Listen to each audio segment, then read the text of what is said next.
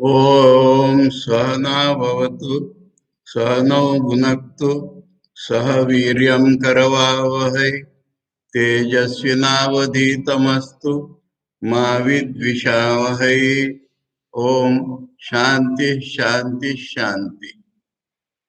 आज क्लास के शुरू में एक चीज बता देना चाहता हूँ, बाद में भूलने जाऊं। कल वसंत पंचमी सरस्वती पूजा होने के नाते कल क्लास नहीं होगा, और मैं सुबह के क्लास में ये बात बताना भूल गया था। इसलिए जो लोग सुबह का क्लास अटेंड करते हैं या उनके पहचान के लोग होंगे, उनको बता दिया जाए कल सुबह भी नहीं क्लास होगा। कल वसंत पंचमी होने के कारण कल क्लास की छुट्टी। अब हम लोग श्वेताश्वतर उपनिषद का पहला अध्याय समाप्त कर चुके हैं और दूसरे अध्याय की बारी है। परंतु पहला अध्याय काफी बड़ा और महत्वपूर्ण था, इसलिए उसके पहले भाष्य तो संबंध भाष्य तो बहुत बड़ा था और हम लोगों ने उसको अंत में उसके पॉइंट्स भी गिन लिए थे। किंतु पहले भाष्य पहले अध्याय में हम लोगों ने क्या क्या पढ़ा उसको याद रखना आवश्यक है, तब दूसरे अध्याय में जाएंगे। इसलिए जैसे एक सारांश के रूप में पहले अध्याय को हमें दोहराना है। और पहला अध्याय शुरू हुआ था वहां से कि ब्रह्मवादी गण है, यानी जो ब्रह्म को ही चाहते हैं उन्हीं की बात करते हैं, ऐसे साधक जमा है और उनके सामने कुछ ब्रह्म के गुरु लोग भी बैठे हैं। फिर ये साधक लोग आपस में और ब्रह्मज्ञों के सामने एक सोच विचार कर रहे हैं कि हमारा और ब्रह्म का रिलेशन क्या है। ज्ञान की जितनी बातें होती हैं जो हमें जानना आवश्यक है, वो सारी बातें वो चर्चा कर रहे हैं कि इस जगत का कारण क्या है, हमारा कारण क्या है, हमारा भगवान से रिश्ता क्या है, भगवान किस प्रकार हमारे शरीर हमारे व्यक्तित्व में है, उपादान कारण है हमारे, हम उनसे बने हैं कि वो केवल निमित्त कारण हमको बनाने वाले हैं। ये सारे अति महत्वपूर्ण सवाल।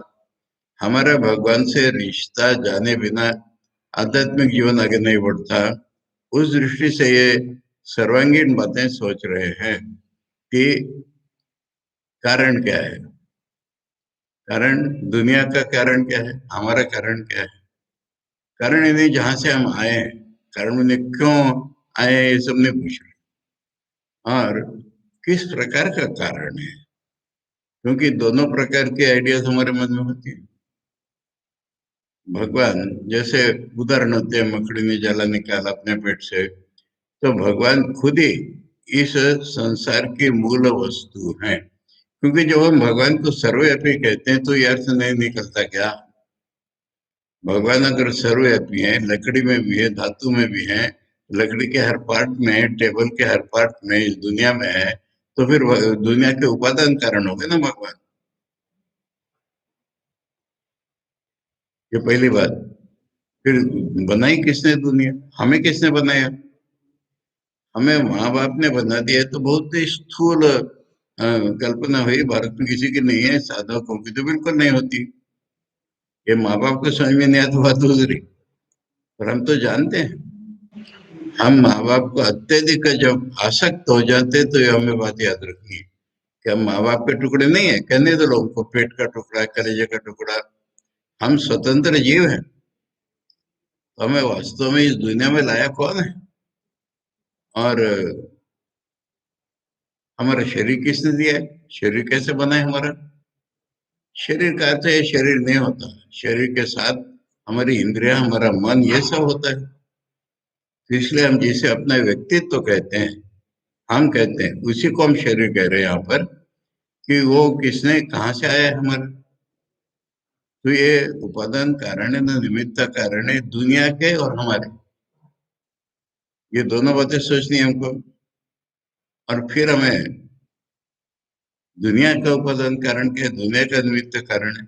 अब दुनिया के साथ हमारा रिलेशन तो हमको दिख रहा है कि हम एक विषय ही है और दुनिया विषय है, पर ये इस तरह से कैसे बन गया, दुनिया में हम सुख दुख भोगते हुए कैसे चलने लगे। यहाँ पर आता है कि किसने हमको इसमें डाल दिया, ये व्यवस्था क्या है। कैसे हम इसमें आके फंसे? देखो, ये सब जब तक हम सोचते ही नहीं, जानते ही नहीं, तो मुक्ति मुक्ति का सवाल कहाँ से आता है? अंधे जैसे जी रहे हैं बस, जैसे सामने दिखता है ऐसे जी रहे हैं।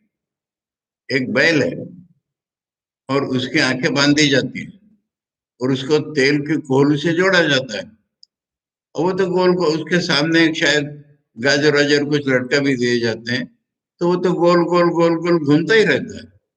इसी तरह हमारा जीवन है आज। जब अगर हम बिना सोचे हुए, लोग कहते हैं, सोचने की क्या जरूरत है, तो इस तरह से जिए हम, पेड़ के समान जिए हम, अपने मूल कारण को जाने बिना जीना है हमने। ये तो शतर शतर की बहादुरी है। हमने स- प्रस्तावना संबंध भाष्य में तो यही जाना था कि ब्रह्म ही हमारे रूप में आया है, परंतु वो तो संबंध भाष्य में था। प्रत्यक्ष जब जीवन शुरू कर रहे हैं हम, तो ये साधक लोग ये सब सोच रहे हैं कि हम क्यों इन सुख दुखों में पड़े हुए, कुछ ही समझ में नहीं आता। सुख भोगने जाते हैं तो दुख आता है, दुख हाय हाय करते हैं, तब तक कुछ सुख भी आ जाता है। ये क्या व्यवस्था, क्या है, किसने बनाई है, और हम इसमें क्यों पड़े हुए? ये सारे कारण जो है, उन लोगों को वो सोच रहे हैं, और उनकी निष्ठा है कि एक सर्वव्यापी सत्ता है और उसका हमारे साथ कुछ संबंध चल रहा है। तब उनको ब्रह्मवेत्तागण जवाब दे रहे हैं कि देखो, पहले सोच तो लो, तुम्हारे मन में दूसरे कोई कारण तो नहीं है। जैसे बाकी लोग, अज्ञ लोग सोचते हैं, बड़े बड़े बड़े विद्वान के अंदर कहलाने वाले सो कॉल्ड साइंटिस्ट, ये दुनिया इवोल्यूशन से बनी है, दुनिया अपने आप बनी है, हजार किस्म से सोचते हैं। इस तरह का कोई तो हमारे मन में अगर नहीं रहेगा, अगर कुछ भी रहेगा थोड़ा सा, तो फिर हम ब्रह्म की ओर जैसे जाना चाहिए वैसे नहीं जाने जाएंगे। बहुत से लोग सोचते हैं, मुझे किसी बच्चे ने पूछा था कुछ साल पहले कि हम साइंस और अध्यात्म एक साथ परस्यू कर सकते हैं? तो उनका तो बेटे शुरू में करो, परंतु जैसे पढ़ाई में बीएससी के बाद एमएससी में एक ही सब्जेक्ट रह जाता है, ऐसा कहीं ना कहीं तुझे उसका त्याग करके एक लेना पड़ेगा। दोनों एक साथ नहीं होते। साइंस में दुनिया को सत्य मान करके सब काम किया जाता है, उसके अंदर के रहस्य खोजे जाते हैं, प्रकृति के अंदर के रहस्य खोजे जाते हैं। प्रकृति के मूल कारण तक जाना साइंस को असंभव है। बहुत से लोगों की धारणा है साइंस भी चाहिए, धर्म भी चाहिए। साइंस चाहिए हमारे जीवन सुविधाजनक हो जाए, आराम से जी सके, सुखमय हो सके, इसके लिए साइंस कर लो। परंतु हमारे जीवन का अर्थ क्या है, हमें कहाँ पहुंचना है, हमें जीवन में पाना क्या है, स्वामी जी ने क्या कहा है, उसके वाक्य को ख्याल रखे। स्वामी जी ने शिकागो लेक्चर में कहा है कि हमारा जो वेदांत है, the latest discoveries of modern science are like distant echoes of the truths discovered by the rishis. Echoes, प्रतिध्वनि, प्रत्यक्षता नहीं, डिस्टेंट इकोज, यही साइंस के लेटेस्ट डेवलपमेंट हैं। खैर, उसकी चर्चा छोड़िए, परंतु उसने जितने कारण सुझाए, सवाल इससे आ रहा है, देखो साइंस ने ऐसा बोला, साइंस ने वैसा बोला, ऐसे करके मति भ्रमित करना है आपको। साइंस ने बोला वो सच है, आपको मालूम है? क्या प्रमाण है? साइंस के जितने प्रमाण होते हैं तर्क के आधार पर, उसमें कोई प्रमाण ही नहीं होता। खैर, तो परंतु उनके गुरुओं ने बोला, अरे वो जो सब कारण बोलते हैं उनकी एक बार परीक्षा तो कर लो, फिर कोई ना कहे कि तुमको ये तो मालूम ही नहीं है। इसलिए काल स्वभाव नियतिर यदृच्छा भूतानि योनि पुरुष इति चिंत्या संयोग तेषाम न तो आत्मा भाव आत्मा भी अनिशो सुख दुख हेतु। इसमें टाइम, नेचर, डेस्टिनी, चांस, तो चलो चांस मान रहे, चांस यानी फिर हमको कुछ करना नहीं है। matter, energy, some person or personal God like us, combination of all these factors,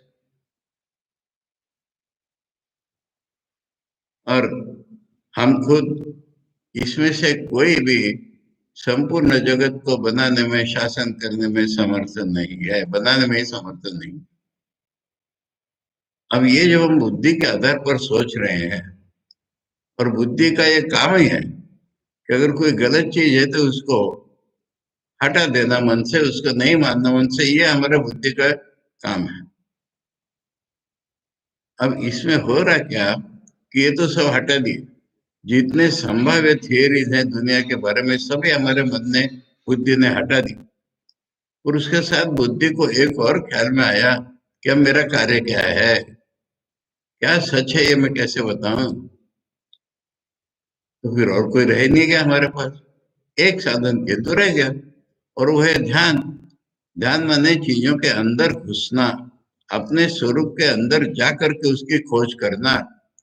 तो ये ध्यान जो है, इसको ध्यान फालतू के हजार ध्यान आजकल प्रचलित है, वो सब ध्यान नहीं। ध्यान को हमने सत्य को पाने की दृष्टि से उपाय करके यूज किया, और तब हमने सत्य प्रत्यक्ष जान लिया। इतनी जो थी हजारों थियरीज थी, वो वही पुरुष जो है वही सब रूप बन गया है। और हमने उस पुरुष की जो आत्मशक्ति है, जिसको हम साधारणतः माया शक्ति नाम देते हैं, इसको हमने अच्छी तरह जान लिया। जैसे आचार्य ने भाष्य करके 5 प्रकार बता दिए उसके, कि वो ब्रह्मा विष्णु महेश हैं, ईश्वर बने हैं, सगुण ब्रह्मा आए हैं। इस प्रकार उनकी शक्ति है, उनकी आत्मा शक्ति है। कोई कहेंगे देव भी, आत्मा भी और शक्ति है, तीनों उनके रूप हैं। ऐसा भगवान से हमारा जो दुनिया का जो संबंध है बना हुआ, वो दिखाया कि हमको इसका ज्ञान नहीं होता। ये भी उन्होंने देख लिया। देवात्म शक्ति में सगुणेर निगूढ़ाम, ये भी उन्होंने देख लिया ध्यान के द्वारा। किसका लोगों को पता नहीं चलता, ये ही ट्रुथ है। भगवान की आत्मा शक्ति, भगवान सत्य, हम लोग उनके केवल मिथ्या रूप, ये सब उन्होंने देख लिया।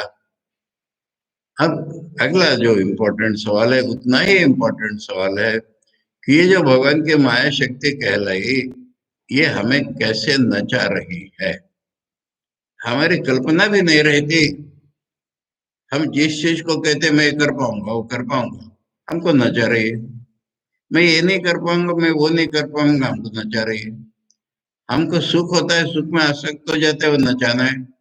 हम दुख से परेशान होते हैं, वो एक नचाना है। इसलिए कितने प्रकार से, कितने कॉम्प्लेक्सेस लेकर के, कितने मनोभाव लेकर के हम इस दुनिया में चक्कर काट रहे हैं, इसका डिटेल्ड वर्णन चौथे और पांचवें मंत्र में किया। मानो कुछ अधूरा रह गया चौथे में, तो पांचवें में किया। दुनिया को चक्र रूप में बताया और प्रवाह रूप में बताया। और कितने कितने उसमें 50 ये फैक्टर, 30 वो फैक्टर, यानी प्रत्येक चीज हमारे जीवन के आज जो अनुभव में हमारे आ रही है, जिसके साथ हम so called family life, so called social life जी रहे हैं, वो सारा तो केवल हमें दुनिया में भ्रमित करके चक्कर काटना हो रहा है। इसमें कोई वस्तु स्थिति नहीं है। हम भले ही सोचे ये मेरा, वो मेरा, वो मेरा, ये सारा हमें चक्कर कटा रहा है दुनिया में। ये पहले अध्याय में हमने विशेष करके सीखा। अब हमारा उद्धार कैसे होगा? तब हमारी व्याकुलता बढ़ेगी। जब हम किस प्रकार बंधन में, या हमें ठीक भीतर में जाएगा, तब हमें व्याकुलता बढ़ेगी कि इससे छूटेंगे कैसे। इसके दो उपाय पहले अध्याय में बताए। मुख्य उपाय तो पहले अध्याय में ज्ञान ही बताया कि ये जितने फैक्टर्स हैं, इन ये सारे मिथ्या हैं। इनका असली रूप ब्रह्म ही है। ब्रह्म ही इतने प्रकार से प्रकट है। ये ज्ञान अगर हमारे में, हमारा बोध अगर पलट जाए, इस ज्ञान को अगर हम पाले, तो फिर ये कोई भी हमें परेशान नहीं करेगा। किसी ने कहा कि हम तो कोई डेस्टिनी ऐसा चल रहे, हम क्या जड़ के भाग हैं, हम ऐसा चल रहे? हमारा स्वरूप तो चेतन है ना। तो इसलिए जो चेतन स्वरूप है वो अपने चेतन स्वरूपत्व के अगर ठीक उसको बोध हो जाए, अगर उसको सारी दुनिया के भीतर जो ब्रह्म है उसका बोध हो जाए किसी भी प्रकार से, तो वो एक फोर्स है देखिए हमारे जीवन में। ज्ञान जो है ना, बड़े ताकत है। ज्ञान एक शक्ति है जो हमको अपने स्वरूप की ओर ले जाता है। ये हमने पाठ बहुत से मंत्रों में देखा, डिटेल नहीं बात कर रहा हूँ। क्या देखा, सब्जेक्ट क्या था, और सब्जेक्ट यही था, कई प्रकार से उस ज्ञान का वर्णन करते हुए हमें दिख रहा है जीव है, हम देखते हैं प्रकृति, हमें देखते हैं ईश्वर है, ये सब दिख रहा है, एक ही ब्रह्म है। नहीं तो हजार प्रकार की फिलोसफी विद्वान लोग बनाते हैं अधूरे ज्ञान के आधार पर, अधूरे ऑब्जर्वेशन के आधार पर। वो जितना तुम कहो वो सब ब्रह्म के रूप हैं, असलियत उनकी ब्रह्म ही है, असलियत हमारी भी ब्रह्म ही है। ये ज्ञान हमारे जीवन में एक शक्ति उत्पन्न करेगा और हम उस बोध की ओर आगे बढ़ेंगे, पुराना बोध छोड़ करके। अंत में पहले अध्याय के अंत की ओर हम कहूंगा, पहले अध्याय के अंत की ओर एक और ताकत हमको दे दी। आध्यात्मिक जीवन में आगे बढ़ने के लिए पहली ताकत ज्ञान, परंतु उसके सहायक दूसरी ताकत दे दी जिसके सहारे उन्होंने ब्रह्म ज्ञान पाया था। वैसे ही ध्यान एक चीज है जो हमारे जीवन में एक फोर्स है। ज्ञान थ्योरेटिकल, ज्ञान जानकारी नहीं, ज्ञान बोध का बदलाव, सुन करके बोध का बदलाव, गुरु से सुन करके बोध का बदलाव, उपनिषदिक ऋषियों से सुन करके बोध का बदलाव, उसमें मनन निदर्शन जो भी करना कीजिए, पर ये श्रवण के द्वारा बोध का बदलाव, ये ज्ञान की ताकत होती है। अब उसके साथ और एक ताकत जोड़ दी, और वह है ध्यान। अपने स्वरूप में प्रवेश करो। उसमें भी बता दिया एक ओंकार का साधन ले लो और अपने जीवन में प्रवेश करो, और उस ओंकार के अपने व्यक्तित्व के साथ उस ओंकार को घिसो, और उस घिसने से हम हमारा जो मलिन व्यक्तित्व है वो कट जाएगा, और हमारे भीतर जो ज्ञान स्वरूप परमात्मा है वो प्रकट हो जाएंगे। इसके लिए हमें एक शक्ति दे दी आखिरी 3-4 मंत्रों में, और वो है ध्यान, ओंकार। अब ओंकार को थोड़ा जनरलाइज करके हम कह सकते हैं हमारे अपने अपने इष्ट मंत्र। ये हमारे जीवन में बदलाव लाते हैं। मंत्र का जप करने से क्या होगा लोग कहते हैं, मंत्र के जप गिनने से क्या होगा लोग कहते हैं। मंत्र से अगर हमारा व्यक्तित्व बदल गया, उस ओंकार के द्वारा, भगवान के उस रूप के द्वारा जिसका मंत्र हमें मिलता है, उसके द्वारा जब हम अपने लोअर व्यक्तित्व को नष्ट कर देते हैं और शुद्ध हो जाते हैं, तो ये मन को शुद्ध करने की बहुत बड़ी ताकत हमको दी, एक फोर्स हमको दिया। ये पहला अध्याय हुआ। अब दूसरा अध्याय क्या है? इसमें क्या है कि कई प्रकार के साधकों की बात, जो शुद्ध हृदय साधक है उनके लिए तो ज्ञान से मोक्ष हो ही जाता है। जो उतने शुद्ध नहीं है वो ध्यान कर लेते हैं, उतने शुद्ध नहीं, बहुत शुद्ध है हमसे, पर केवल ज्ञान के सहारे नहीं बढ़ पाएंगे। ऐसे जो साधक हैं वो ध्यान से बढ़ जाते हैं, केवल ध्यान से नहीं बढ़ते, ज्ञान के साथ ध्यान से बढ़ जाते हैं। अब उसके नीचे के कुछ साधक है मान लो, हम लोग है मान लो, साधारण आदमी है मान लो। अब ये कोशिश तो करेगा दोनों, ज्ञान में अपने बोध को बदलने की श्रवण मनन निशासन से तो करता ही रहेगा, ध्यान भी यथाचेष्टा करता रहेगा। किंतु एक शक्ति और जबरदस्त शक्ति दूसरे अध्याय में हमको दी जा रही है, और वो शक्ति है प्रार्थना की। प्रार्थना में कितनी बड़ी शक्ति है इसकी कल्पना नहीं होती हम लोगों को। पुराने प्रसंगों में बताऊं, कोई महापुरुष जी से कह रहा है कि फलाना आदमी ठीक नहीं, आप उसको डांट दो, उसको ये कर दो, निकाल दो। महापुरुष जी ने कहा इससे कहीं आदमी को बदला जाता है क्या? किस शक्ति से बदला जाता है? तुम उसके लिए भगवान से प्रार्थना करो, तुम उसके लिए भगवान से प्रार्थना करो। प्रार्थना में वो शक्ति है जो उसको पलट सकती है, और तुम्हारे ढंग से जीवन चलेगा तुम्हें उसके लिए परेशानी नहीं होगी अगर तुम्हारी प्रार्थना चलेगी तो। ये एक उदाहरण से बताया मैंने। प्रार्थना में हमारे मन को बदलने की शक्ति है। प्रार्थना में हमारा ध्यान सफल करने की शक्ति है। प्रार्थना में हमारा ज्ञान हमारे अंदर आ जाए इसकी शक्ति है। इसलिए ज्ञान की शक्ति और ध्यान की शक्ति, इसके साथ तीसरे अध्याय में प्रार्थना की शक्ति हमारे सामने प्रस्तुत की जा रही है। अब ये प्रार्थना कैसी है, इसमें हम दो अंग देखेंगे। ज्ञान का ध्यान का रिफ्लेक्शन तो इसमें है, पर वस्तु स्थिति जैसे हम कहते हैं, आज हम कहाँ पर हैं, हमारी धारणा क्या है, उसके अनुसार प्रार्थना सिखाई जाएगी। मंत्र पढ़ते हैं तो हमें इसका ख्याल होगा। तो दूसरे अध्याय की शुरुआत अब करते हैं हम। युञ्जानः प्रथमं मनः तत्त्वाय सविता धियः अग्निर्ज्योतिर्निचाय्य पृथिव्या अद्या भरत। भाषा कुछ गूढ़ होती है, एक तो पुराने जमाने की होती है और कुछ गूढ़ सांकेतिक होती है। इसमें सब्जेक्ट क्या है, क्या मेन पॉइंट है, वो है सविता। सविता साधारणतः सूर्य देवता का नाम है। यहाँ पर सविता भगवान की ब्रह्म की शक्ति के रूप में हमें दिख रही है।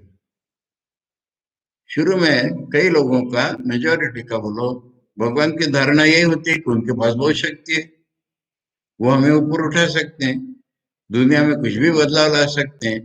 अब कुछ भी बदलाव ला सकते हैं, इसलिए हमें कुछ चीजें मांगनी नहीं है भगवान से। उनकी शक्ति का ऐसा दुर्व्यवहार, दुरुपयोग नहीं करना है कि भगवान हमें राज्य दे दो, कि भगवान हमें सुख लोक दे दो। हमारे मन को अंदर मोड़ दो, ये भगवान से प्रार्थना है पहले मंत्र में। हमारा मन जो है ना, मन में चंचलता है, इंद्रियों में चंचलता है, विषयों की ओर आकर्षण है। कितना भी हम अपनी डींग हाँक लें और ब्रह्म के साधक बन जाएं, पर ये चारी चीजें हमारे मन से जब तक नहीं मिटी है, तब तक प्रार्थना सविता देव से, भगवान की शक्ति से अंतर्मुख बनाने के लिए शक्ति है। युंजानः प्रथमम, सबसे पहले हमको जोड़ दे, सबसे पहले हमारे मन को मोड़ दे, सबसे पहले हमारे मन को बाहर से निकाल करके, इंद्रियों के आकर्षण से निकाल करके, विषय भोग के आकर्षण से निकाल करके अंदर की ओर, अपने सत्यत्व की ओर, भगवान की ओर मोड़ दे। ये व्यंजना प्रथमम मना तत्वाय, हमें अपना स्वरूप जानना है। भगवान हमारे असलियत है, ये हमारे मन में आ गया है, पर हमारा मन बाहर जाता है। ये फैक्ट ऑफ लाइफ है। हम जानते हैं भगवान को एक प्रकार से, पर जरा भी नहीं जानते। भगवान अंदर है ये हम जानते हैं, और हमारा मन बाहर जा रहा है। ऐसे ये फैक्ट इस द्वितीय अध्याय में गृहीत करके फिर क्या करो, अंदर मोड़ो। नहीं मुड़ता, क्या करो, प्रार्थना करो। भगवान देखो जबरदस्त मैग्नेट है। भगवान अगर हमको खींचेंगे तो बाहर की दुनिया हम कुछ नहीं कर पाएगी, ये कहने से नहीं होगा। इसके लिए भगवान से प्रार्थना करो। वस्तुतः प्रार्थना ये अपने मन को ही अंदर मोड़ने का एक शक्ति है। इसलिए ये दिखती है प्रार्थना, इसमें कोशिश है। बहुत लोग कहते प्रार्थना से क्या होगा, खुद प्रयत्न करना होगा। खुद प्रयत्न किस दिशा में जा रहा है हमको ये देखना पड़ेगा। हमारी दिशा बदलनी पड़ेगी, और दिशा बदलने के लिए हमको जिससे हम निकले हैं उनकी ओर हमें जाना है, इसलिए उन्हीं की प्रार्थना करनी होगी। ये पहले मंत्र में हमको बताया जा रहा है।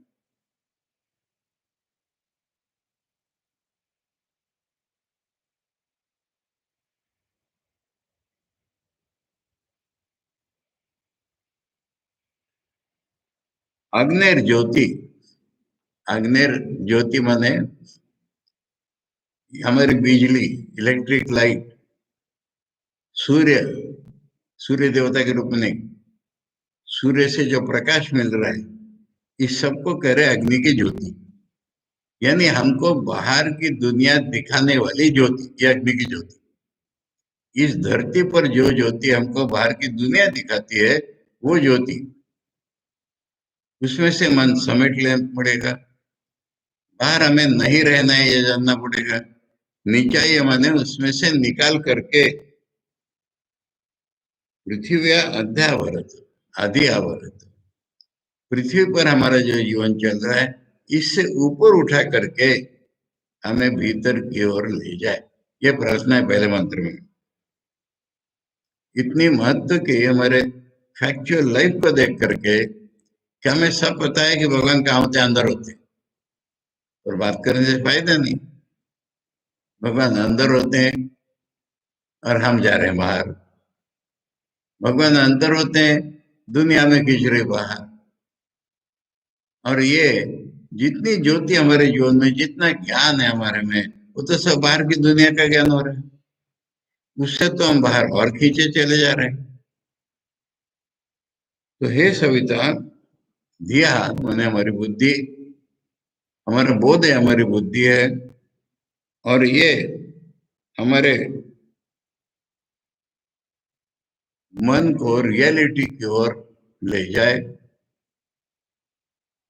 अग्नि की जो ज्योति है, उससे जो प्रकाशित होने वाला विश्व है, उससे जो विषय विषय विभाग हमें दिखाई पड़ता है, उससे हमारा जीवन इस पृथ्वी पर ही घूम रहा है। इस लोक से ऊपर हम नहीं उठ पा रहे हैं, चाहे साइंस हो या कुछ भी हो। इसलिए अध्यावरत इससे ऊपर उठा करके हमको रखे। ये हे सविता देवता, हमारे मन को इस बाहर की ज्योति से प्राप्त सुख दुख भोग को छोड़ करके भीतर की ओर ले जाए, इससे ऊपर हमारा जीवन रखे। यही प्रथम हमारी प्रार्थना है। इसी को योग साधन की पहली प्रार्थना कहेंगे, युंजाना। यानी हम मन को भगवान में लगाना चाहते हैं। भगवान को मन में लगाने की शुरुआत होगी हमारे जीवन में, अगर हमारा मन बाहर के सब्जेक्ट से छूट करके भीतर की ओर जाए। नहीं तो नहीं। इस पे ध्यान करो, उस पे ध्यान करो, ये फालतू बना नहीं। हमें बाहर की दुनिया से हटा करके मन को भीतर में भगवान की ओर, हे सविता देवता, हे भगवान की शक्ति, हे भगवान की करुणा शक्ति, हमें अपनी तरफ मुख मोड़ लो, हमें अपनी तरफ ऊपर उठा लो। ये पहले मंत्र का तात्पर्य है। मैं आपको बता रहा था ना, पद पदार्थ भाव वाक्यार्थ से नहीं होता, भावार्थ गूढ़ार्थ तात्पर्यार्थ देखना पड़ता है। तो इसलिए पहले मंत्र का तात्पर्य अर्थ ये है कि भगवान की जो करुणा शक्ति है, भगवान की करुणा में रुपये पैसे देने में नहीं है।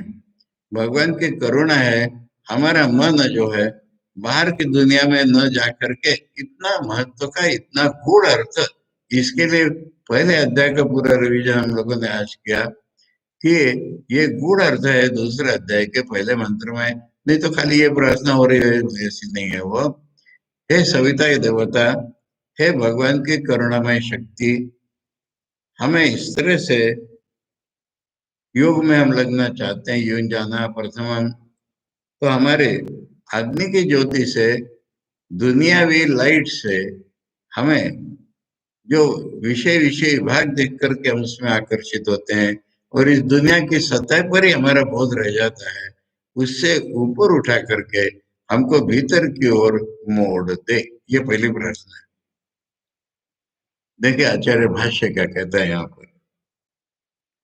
ध्यानम उत्तम, आचार्य वही पहले अध्याय के रिकैपिचुलेट कर रहे, कनेक्ट रहता है पूरा ही, कि ध्यान बोला है, ध्यान निर्मथन अभ्यासात, ध्यान रूपी जो निर्मथन है, मंथन है, उसके बार बार करने से एवं तभी पश्चेत निगूढ़ देती, तभी जो छिपी हुई शक्ति है उसको देख ले।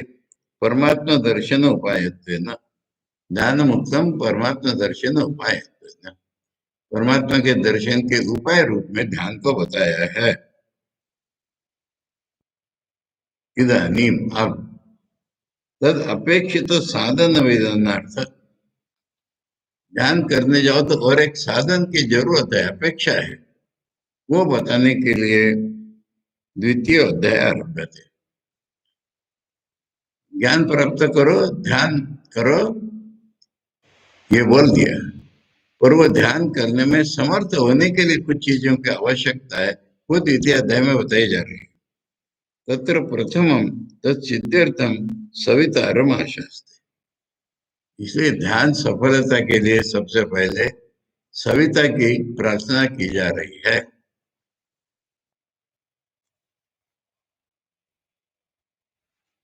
क्या प्रार्थना है सविता से? युंजा नहीं थी, युंजाना प्रथम मना, प्रथमम माने ध्यानारंभे, सबसे पहले, युंजानम माने ध्यान के पहले, मना परमात्मनि संयोजनीयम, मन को परमात्मा में लगाना है। धिया इतरानपि प्राणान, धिया माने बुद्धि को, और यहाँ पर आचार्य करे सारे इंद्रियों को भी। प्राणा वही धिया इति श्रुति, बुद्धि सारे इंद्रियों में अपना काम कराती है इसलिए। अथवा धियो बाह्य विषय ज्ञानानी, अर्थात बुद्धि का अर्थ यहाँ पर हुआ कि हमें बाहर के विषयों का ज्ञान हो रहा है, वो न हो करके हमें भीतर की ओर जाना है। किमर्थम? तत्वाय, तत्व ज्ञानाय, तत्व को पाना है हमने, तत्व को बुद्धि के द्वारा जानना है हमने, तत्व को हमारे बोध में उतारना है हमें। तत्व माने उसका वोपन, तत्व सत्य वस्तु असलियत।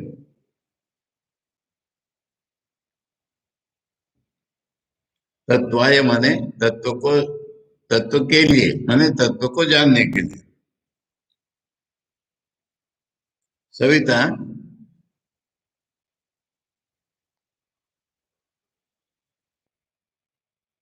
सविता धियो यानी बाह्य विषय के ज्ञान हमारे बुद्धि जो दे रही है, वहां से बाह्य विषय ज्ञान, अग्नि ज्योति प्रकाशम निचाय दृष्टवा, अग्नि की ज्योति माने साधारण जिस किसी भी लाइट से हमको बाहर के विषय दिख रहे हैं, पृथ्वी अद्य अधि अस्मिन शरीरे आवरत आहरत,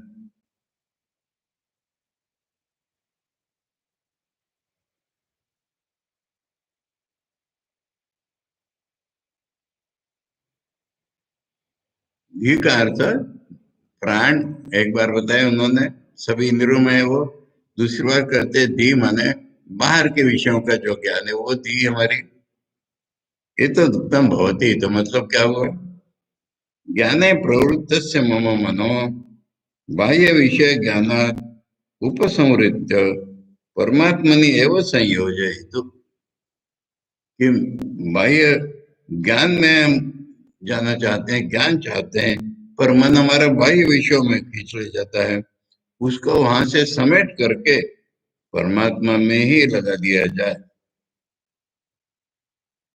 अनुग्राहक देवतात्मना, देवतात्मनाम अज्ञातीना, सारे इंद्रियों के हमारे जो करस्पॉन्डिंग वैश्विक देवता होती हैं, वो अग्नि से प्रतीकात्मक रूप में बोला गया है।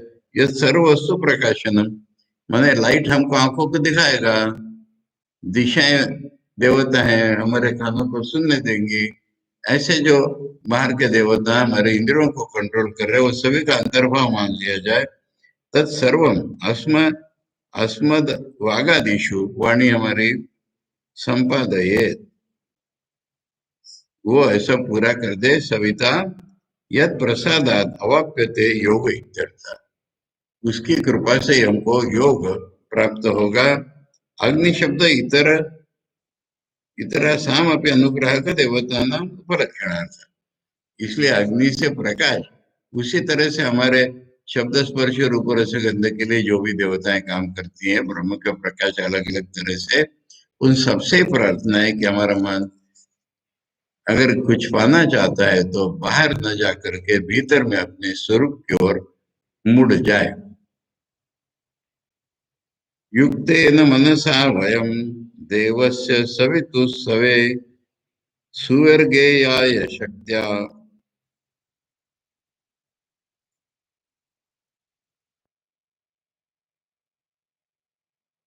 सविता देवता की अनुमति होने पर उन्हीं की प्रेरणा से परमात्मा में लगे हुए मन के द्वारा हम यथाशक्ति परमात्मा प्राप्ति के हेतुभूत ध्यान कर्म के लिए प्रयत्न करेंगे। दूसरे दूसरे मंत्र में नई क्या बात है? सुवर्ग। सुवर्ग माने अच्छा स्थान। अच्छा माने आनंद पूर्ण स्थान। और आनंद गुण समझना इसको। हाँ, आनंद पूर्ण स्थान भगवान को छोड़कर के और कुछ नहीं है। तो जो सच्चिदानंद भगवान, उनका ही जो आनंद है हमें मोड़ दे। और ये ज्ञान स्वरूप जो बोला अभी तक भगवान को, वो आनंद स्वरूप भी है। ऐसा जब हमारे मन में प्रतिभात होता है तब हमारा मन रियली भगवान की तरफ जाता है। नहीं तो अरे दुनिया में आनंद तो बहुत सारे हैं ना। दुनिया में आनंद का आभास है, आनंद नहीं है। वहां से मन को लौटाने में जो कष्ट होता है वो अज्ञान के कारण हो रहा है। आनंद स्वरूप तो भगवान ही है। इसलिए ये जो प्रार्थना है कि हमें मोड़ दे, तो हमें अगर ये ख्याल करा दे कि आनंद स्वरूप भगवान है तो ये मोड़ना परमानेंट हो सकता है। मोड़ना हो गया पर वहां पर हमको रहना है। और इसलिए उस अवस्था में रहना है, उधर की गति लेकर रहना है। युक्तेन मनसा, मैंने मन को जोड़ा। वयम हम लोग देवस्य सवितु सवे, सविता देवता की कृपा से ही हमारा मन अंदर मुड़ा है। और अपनी शक्ति से हम प्रयत्न तो करेंगे उसके लिए, परंतु वो उसकी आनंद स्वरूपता का हमें बोध हो जाए। उसके आनंद स्वरूपता का बोध अगर हमें होगा, बाहर क्या है? बाहर सुख भी नहीं है, दुख भी नहीं है। बाहर है सुख का आभास, सुख की छाया। हमारा स्वरूप बोध जो है भगवान, वो सुख है। और वही इसकी सारी दुनिया है। तो उसकी छाया बाहर दिखती है हमको। और किसी वस्तु की छाया पकड़ने जाकर के क्या मिलेगा हमको? हाय, वही दुख है। पूरा जीवन इस तरह चल रहा है। सुख हमारे भीतर है, हम सुख को बाहर ढूंढ रहे हैं क्योंकि बाहर उसकी छाया दिखाई दे रही है। और जैसे छाया को पकड़ने जाते हैं तो कुछ भी हाथ नहीं आता। तब जो होता है हाय, वही दुख है दुनिया का। अगर ये बोध हमें हो जाए तो फिर हमारा भीतर मुड़ना संभव हो जाएगा कि अरे आनंद सुख तो भीतर ही है, भगवान के पास है। ये स्वर्ग से आ रहा है। स्वर्गे आया आनंद स्वरूप को, भगवान को पाने के लिए हम यथाशक्ति प्रयत्न करेंगे। अगर सविता देवता की कृपा हुई, भगवान की शक्ति, भगवान की प्रार्थना की शक्ति अगर उसमें लग गई, तो जो है हम अंदर मुड़े हुए ही रहेंगे, बाहर की ओर नहीं लौटेंगे। बाहर की ओर लौटेंगे तो ध्यान नष्ट हो जाएगा। बाहर की ओर लौटेंगे तो जीवन नष्ट हो जाएगा। इसलिए हम अंदर की ओर ही रहेंगे। इसके लिए दूसरा मंत्र है। गुड़ अर्थ बता रहा हूं इसका, गुरुजन सुना हुआ। अपनी बुद्धि से उत्पन्न नहीं होते अर्थ। गुड़ अर्थ जानने वाले जो ज्ञानी लोग होते हैं वो इसको इस तरह बता पाते हैं। युक्ते नैति यदा तत्वाय मनो योजयन अनुग्राहक देवता शक्ति आधानेन देहेन्द्रिय धार्यम करोति। यानी भीतर में मोड़ा अनुग्रह देवताओं की प्रार्थना के द्वारा, और उसमें दृढ़ता अगर आती है, तदा युक्तेन सवित्र परमात्मा संयोजित न, तो भगवान की शक्ति में जब हमने उसके द्वारा मन को मनसा वयम तस्य देवस्य सवितु सवे, सवे माने अनुज्ञायाम सत्याम, उसकी परमिशन तो मिल गई है, उसका अनुग्रह तो मिल गया है। सुवर्गेयाय, स्वर्ग प्राप्ति हेतु भूताय। स्वर्ग का अर्थ, सुवर्ग या स्वर्ग का अर्थ होता है आनंदमय स्थान, मर करके जाने वाला स्वर्ग नहीं है। ध्यान कर्मणे यथा सामर्थ्यम प्रयतम है, तो भगवान की आनंद स्वरूपता की तलाश में हम यथाशक्ति चलेंगे। परमात्मा वचन अत्र स्वर्ग शब्द, यहाँ पर स्वर्ग का अर्थ परमात्मा है, स्पष्ट करा रहे आचार्य। स्वर्ग माने कोई कर्म करके हमको इंद्रियों सुख भोग दोबारा नहीं भोगना है, वो स्वर्ग हमें नहीं चाहिए। स्वर्ग का अर्थ यहाँ पर परमात्मा ही है, आनंद स्वरूप भगवान की ही बातें चल रही है। तत्प्रकरणात तस्सैव, बोले भगवान के प्रकरण चल रहा है ना, इसलिए तस्सैव सुख रूपत्वात्, उसी का जो सुख रूप है, तद अंशत्वात् च इतरस्य सुखस्य, अंश माने में तो करो छाया, बाकी जितने किस्म के सुख हमको प्रतीत हो रहे उसी के अंश है, उसी के रिफ्लेक्शंस हैं, उसी की छाया है। ये सुख जो है परमात्मा का नाम है, यहाँ पर स्वर्ग जो है परमात्मा का नाम है।